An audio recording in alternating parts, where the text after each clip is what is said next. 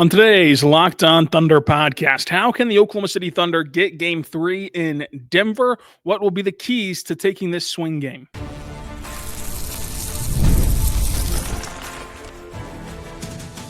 You are Locked On Thunder, your daily Oklahoma City Thunder podcast, part of the Locked On Podcast Network, your team every day. Let's get it going on the Locked On Thunder podcast, on the Locked On Podcast Network, your team every day.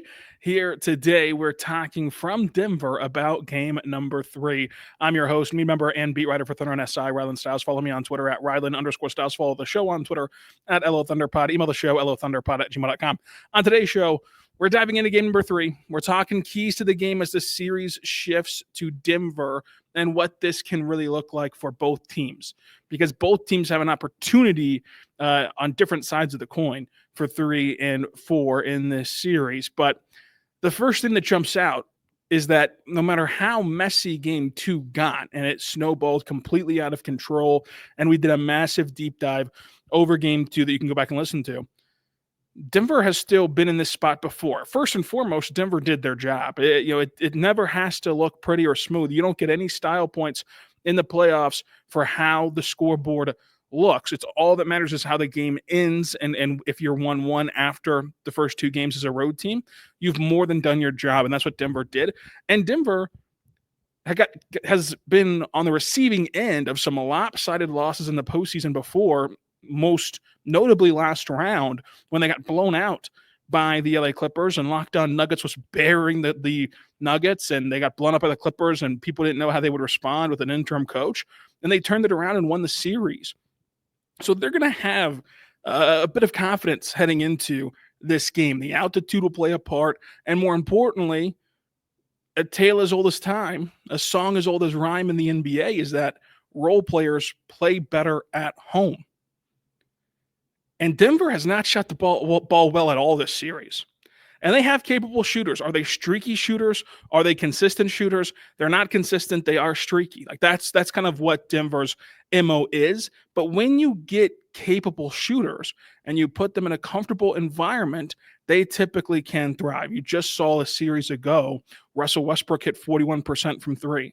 Christian Braun has not had a good 3-point shooting series. Michael Porter Jr. is a bit explainable because of his shoulder injury, but he's still capable, of going off from beyond the arc. Jamal Murray hasn't had a loud game yet.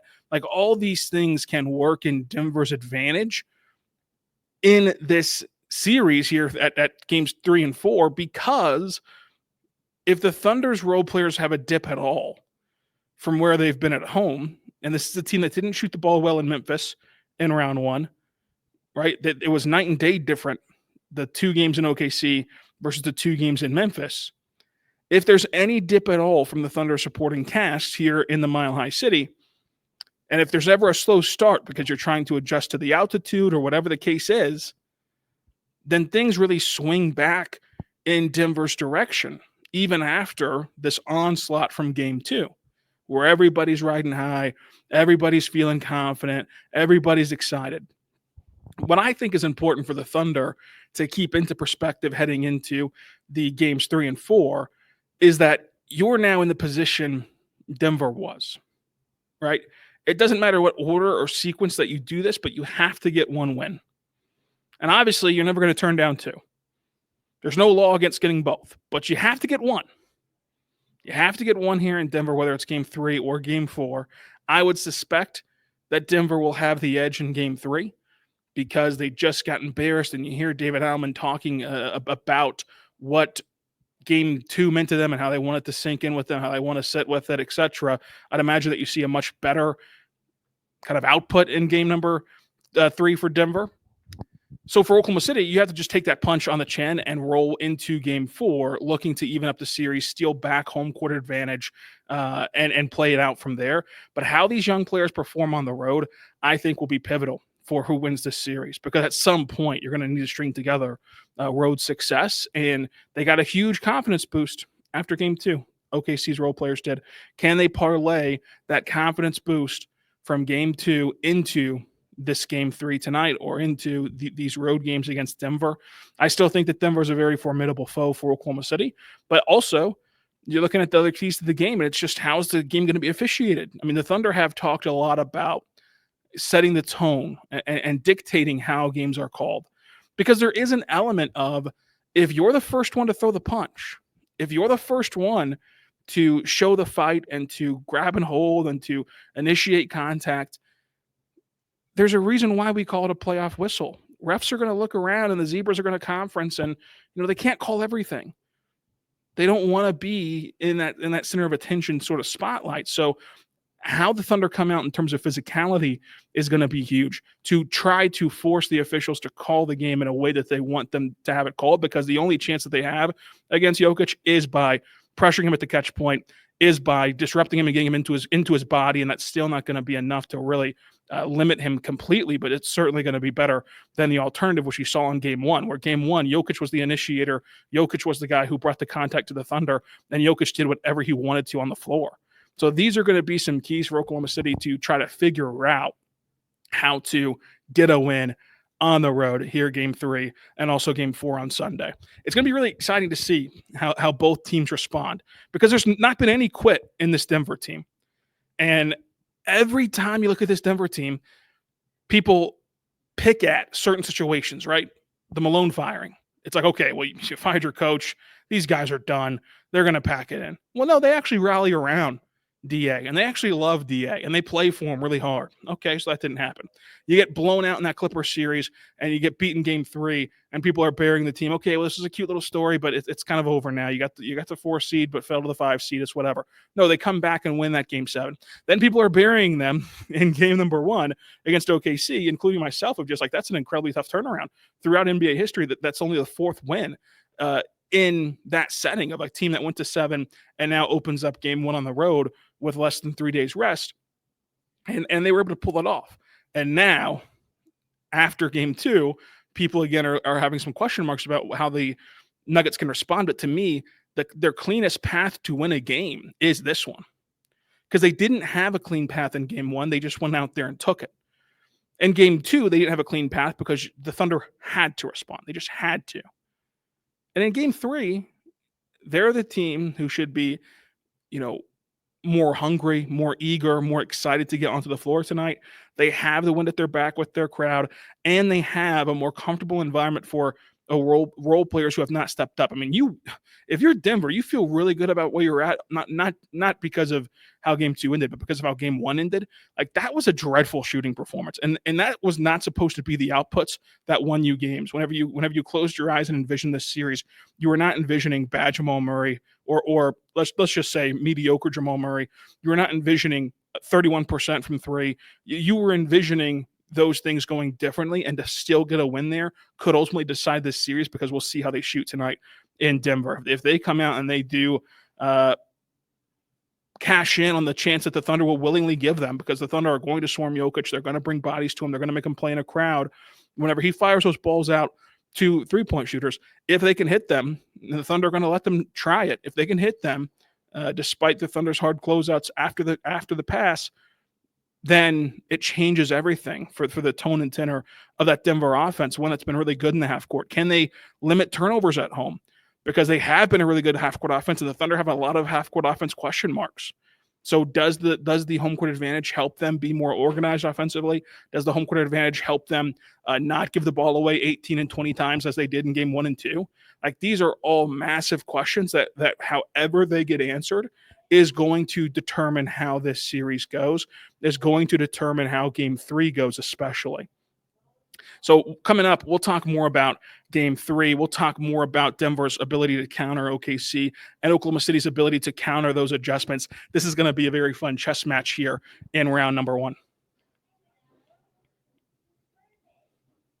But first, I want to say right now, but good friends over at DoorDash, go check out DoorDash today, because NBA fans, you know what time it is. It's playoff season, meaning big performances and even higher rewards with DoorDash. It's bringing you the heat with a slam dunk deal at Dash Pass. Members during the 25 NBA playoffs will get this deal when it's called They Swish, You Score. Anytime a player drops 50 or more points in a playoff game, Dash Pass members score a free 3-piece crispy tenders combo from Wingstop the very next day. Just place an order of $20 or more. Use code Wingstop50 at checkout, and that combo is yours. Crispy, delicious, and totally free.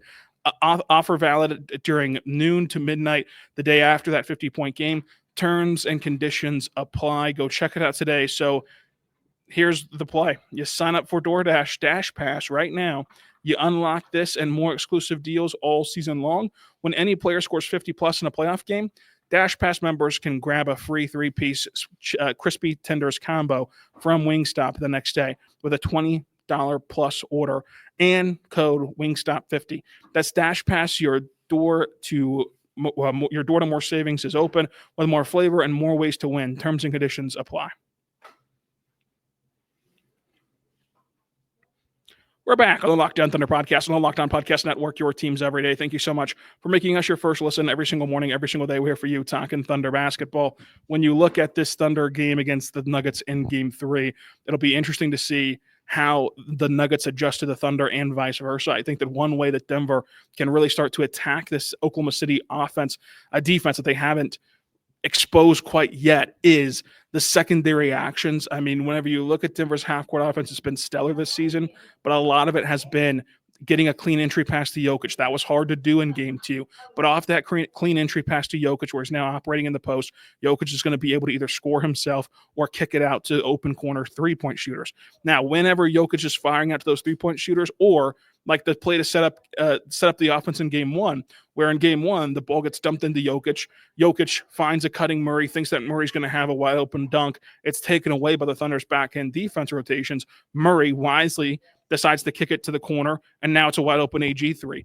Those secondary passes have to be more constant and consistent for Denver, because that's the only way to get this Thunder defense sped up or to get this Thunder defense in a bind. Because right now, I think that the Nuggets might be playing a bit too slow. Might be playing a bit too predictable. Because yes, you do have the best player in the world who's going to be able to get his, as he did in Game 1.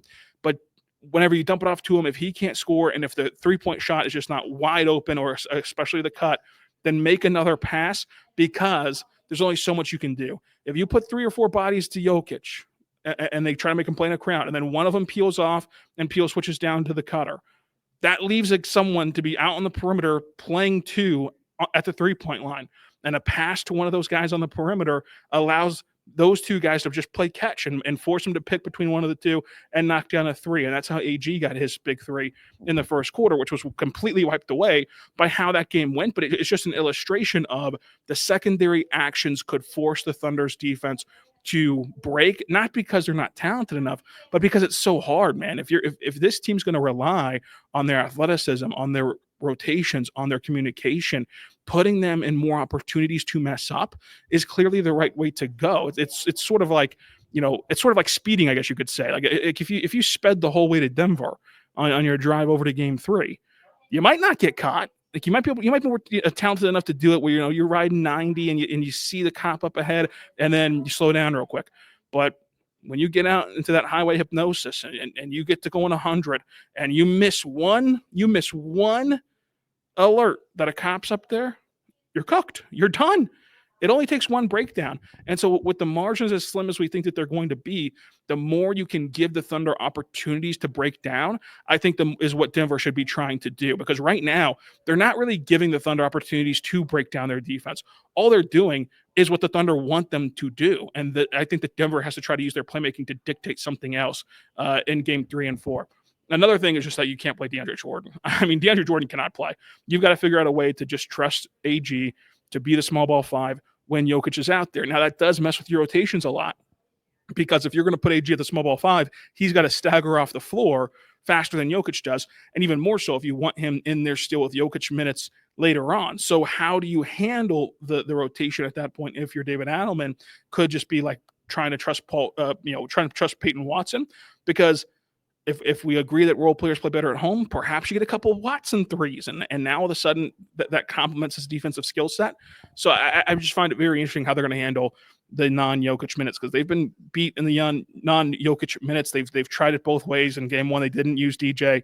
In Game 2, they did use DJ, and both were the same result of the Thunder extending their leads when Jokic was off the floor.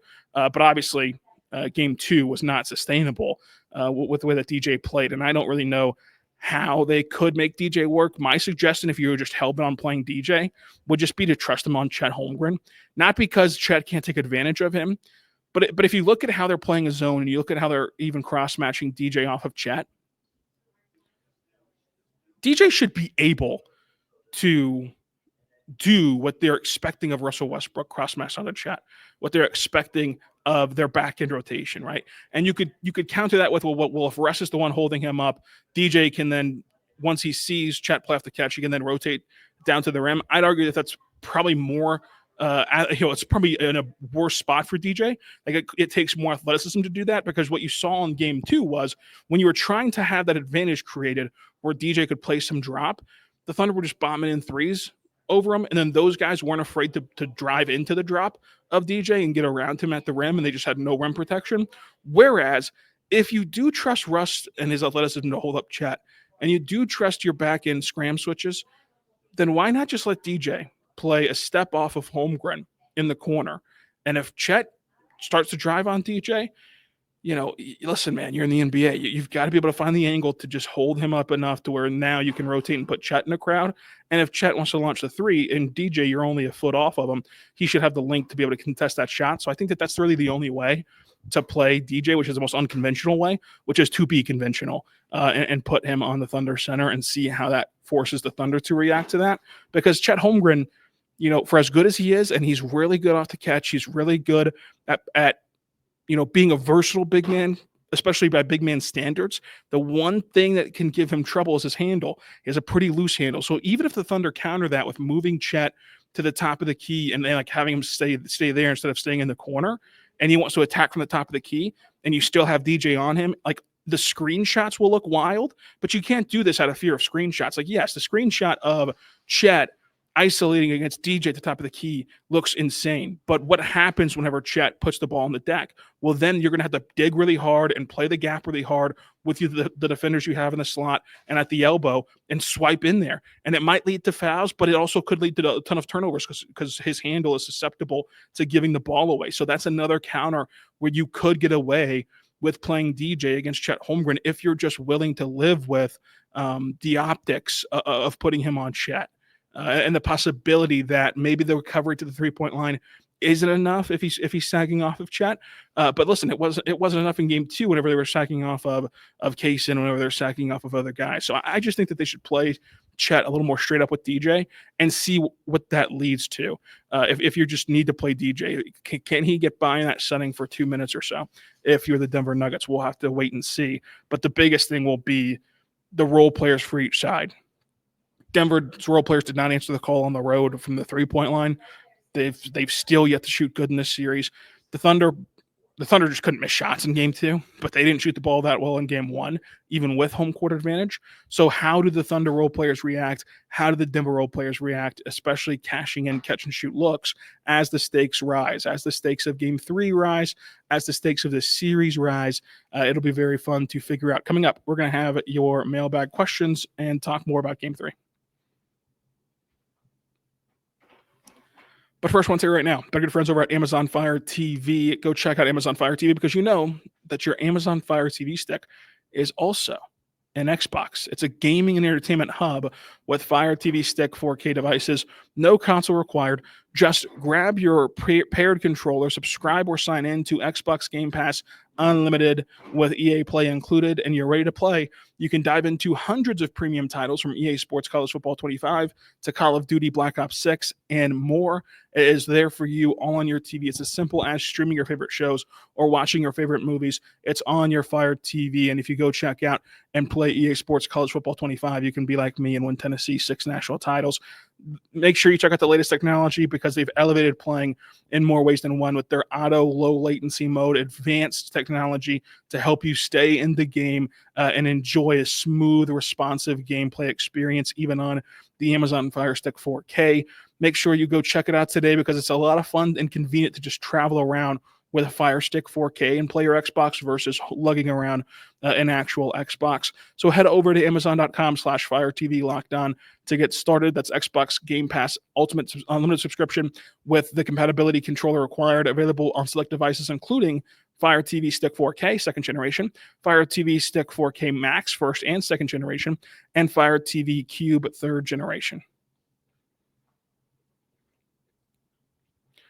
We're back on the Locked On Thunder podcast on the Locked On Podcast Network, your teams every day. We're here answering your mailbag questions ahead of Game 3 here in the Mile High City. Mile High City, the altitude, the other things that make you high, it's all here. It's all here for you in Denver.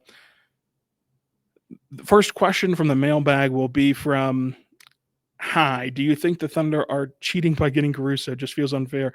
I mean, Caruso's been incredible for OKC, and there's no other way around it. Andrew Baxter says Thunder in 5. No, the Thunder would be, I think, they would have to take this to 7 to get this series win, and it would be very bold of them to win in 5. I don't see a path to winning in 5, but I do see a path for the Thunder to win in 7, as we predicted before the series began. What is the secret against Jokic tonight that was so effective? This was after Game 2. I don't think it was just effort. Yeah, I mean, it was effort mainly because of what the secret was, which was getting into Jokic's body, being fortunate enough to not have the same crew from Monday that let the Thunder play more physically. And look, the crew tonight probably won't let the Thunder play as physically as they did, which is going to change things. And the Thunder got away with a lot of fouls on Jokic, but that's the kind of the game flow from the entire game. And the precedent that was set from Game 2, and the Thunder adjusted to it better than Denver did. But yeah, the Thunder were fouling Jokic at times. They were getting into his body. They were attacking him at the catch point. And just like when you go back and look at the entry passes, I think that Jamal's catching a ton of heat from what I've seen from Locked On Nuggets fans in their comment section. But it's like, yeah, some of the passes were a bit lazy, but ultimately what it was that a lot of it saw J. Will, Chet, Hartenstein, mainly the first two, J. Will and Hartenstein, being into Jokic's body while a second defender sprints over and goes over the top of Jokic whenever his hand's extended for the post up and taking the ball away, to where you could call it lazy. You could also just call it not having great anticipation, but most importantly, you can call it effort and hounding Jokic. I mean, and that just shows you that, like, from the time he was receiving the basketball, he had bodies on him. He had hits, bumps, bruises, and that's what it's going to take to try to slow down Jokic. Jokic is going to have an amazing game today, and the Thunder aren't going to be able to play as physically, I don't think, today as they were previously. But you still have to see how OKC can try to match that level of physicality in this game and in this rest of the series. So from Don, do you think we expect to see more J. Will minutes this series? Keep Harden, Chet out of foul trouble. Yeah, I mean, J. Will should be playing a lot this series, and I think that a lot of it stemmed from whenever the Thunder did get in foul trouble back in March in that ABC game, that noon start in the Paycom Center. Chet Holmgren had a really good game, but it was hampered by his foul trouble. And so he was off the floor a ton. And so whenever he was off the floor, it was J. Will that was doing damage against Jokic and helping the Thunder win that Sunday game. And so then I think that Mark called back to that in Game 2 after you saw the Game 1 foul trouble unfold for Chet and for Hartenstein. And he mentioned that he started Caruso out of the halftime in Game 1 because of the foul trouble, and you don't want to have your top two bigs on the floor at the same time being both susceptible to fouls. I think it's a good thing. I think that you're going to see a lot of J. Will after what he performed like in Game number 2, and he'll have to try to keep it up in Game number 3. And the biggest thing for J. Will is that, like, you trust him to compete. You trust him to stick his nose into things and not shy away from contact. And he's going to do that night in and night out. And what can swing things for him is that if he just competes at that level and he knocks down a couple threes, like, then all of a sudden you're talking about a massive game from your third string center in the playoffs. And that's the kind of stuff that, like, you need. Like, think of every championship run. You can think of some underlying story that isn't what anyone would have predicted, right? Like, back in April, once the confetti falls in June, nobody would have predicted these massive runs from Caleb Martin and Max Strus and all these guys. Like, every team has guys who elevate. I'm not saying that's going to be Jay Will, but like if Jay Will swings you this series, like he'll be a part of that. And I think that's the benefit of having depth to be able to twirl through your rotation and try to find someone who can help you in each series and can change things in each series. Got a lot of questions about Russell Westbrook. Look, I don't care. Honestly, I'm not a fan. I'm not going to tell you how to fan. That's your job to fan. It's my job to cover the team. I did think, just personally, that the boos were a bit silly. I think that you should just treat Russell Westbrook like a normal human being, like a normal Nuggets player. You don't do anything whenever Peyton Watson checks in. And by the same token, if they ever put Dario Saric on the floor, which we might have to get Hedelman checked out if he did, but if they ever did, you wouldn't give Saric a standing ovation. Like just treat him like normal, and that's kind of all there is to it. I mean, the game one ovation I thought was interesting just because of the timing. It came while you were chanting MVP for SGA, and you turned his second free throw into a road attempt with how loud the ovation was. But then in game two, I thought how they handled the game two first check-in from Russ was great. I mean, it helped that the Thunder fans were cheering from the time that the timeout was called to the ball was put back into play for their own team. So it wasn't a Russ ovation moment, but then they started booing, and I thought that was a bit silly. I mean, there's no reason to boo Russ. You know who Russ is. You're more familiar with who Russ is than anyone else. Does he do some things that are, floppy? Does he do some things that are ultra competitive? Sure, but like that's just who Russ has always been, and that's who Russ will always be. And I just think that you can truly just ignore the whole situation. I mean, just root on the championship team, caliber team that's in front of you, and go from there. If you wanted my advice on how to handle the Russell Westbrook situation, but I really don't care. I don't have the same sentiment, not being a fan toward Russ, toward what he means for I understand what he means for the franchise and for the city, but like, I wouldn't boo him. I would just, if you want to boo him, just do nothing. If you want to applaud him. Who cares? I think that Shea put it perfectly. Of like, it was a beautiful thing to see him get that ovation, and that Shea understands that the fan base still has this iteration of the team's back while also appreciating what Russ meant to this fan base. So I think that, you take the lead from Shea there as a guy who, like, if there's any kind of emotional advantage to it, Shea would know firsthand. And I think that with Shea, he summed it up pretty well with how the Thunder should handle, and their fan base handles the ovations. He just simply said that the fans got it, and they do. You guys do whatever you want. We'll be back for OKC in Game 5, but we'll also be here after this game in Game 3 here in Denver in the old Mile High City. And then we'll be back after Game 4, and we'll be back after Game 5, and et cetera, et cetera. It's your team every single day here on Locked On Thunder. Until next time, be good and be good to one another.